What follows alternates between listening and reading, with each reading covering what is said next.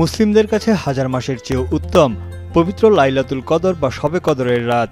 মহামান্বিত এই রজনীতে নাজিল হয় পবিত্র ধর্মগ্রন্থ আল কোরআন। সারা রাত মুসল্লিরা মসজিদ সহ বাসাবাড়িতে ইবাদত বন্দিগিতে মশগুল থাকেন। মহান আল্লাহর নৈকট্য ও রহমত লাভের আশায় নফল নামাজ আদায় করেন। মক্কা নগরীর গ্র্যান্ড মসজিদে মহামান্বিত এই রাতে প্রায় ২০ লাখ মুসল্লি একসঙ্গে নামাজ আদায় করেন। মসজিদুল হারাম ও মসজিদে নববী কানায় কানায় পূর্ণ ছিল। আয়োজন করা হয় বিশেষ দোয়ার। ভোরেই মক্কার বিভিন্ন মসজিদে উমরাযাত্রী ও মুসল্লিদের আগমনে পরিপূর্ণ হয়ে যায়।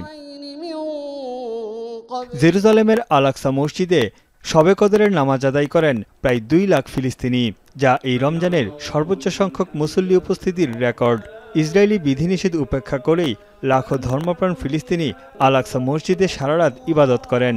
মহামান্বিত এই রাতে আল আকসা মসজিদের ভেতরে বসে কোরআন তেলাওয়াত করেন বহু মুসল্লি।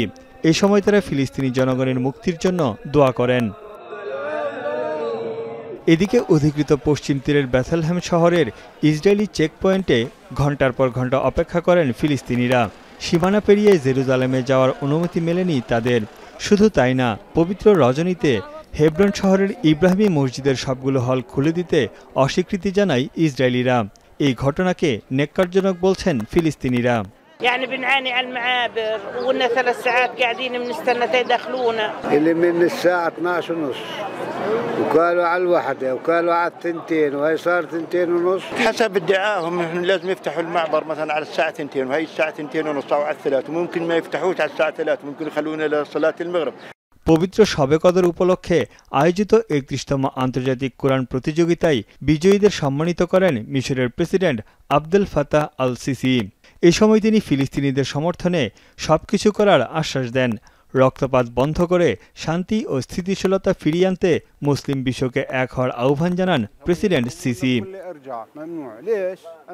মহামান্বিত এই রাত মুমিন মুসলমানদের জন্য আল্লাহ প্রদত্ত সেরা নিয়ামত। মাহে রমজানের শেষ ১০ দিনের বেজুর রাত, বিশেষ করে ২৭তম রোজায় লাইলাতুল কদর পালন করা হয়, যা মুসল্লিদের জন্য সৌভাগ্যের রজনী।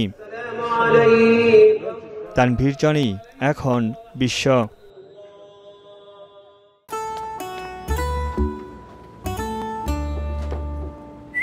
এই ঈদে জুয়েলারি ক্লোদিং এ বিকাশ পেমেন্টে ডিসকাউন্ট।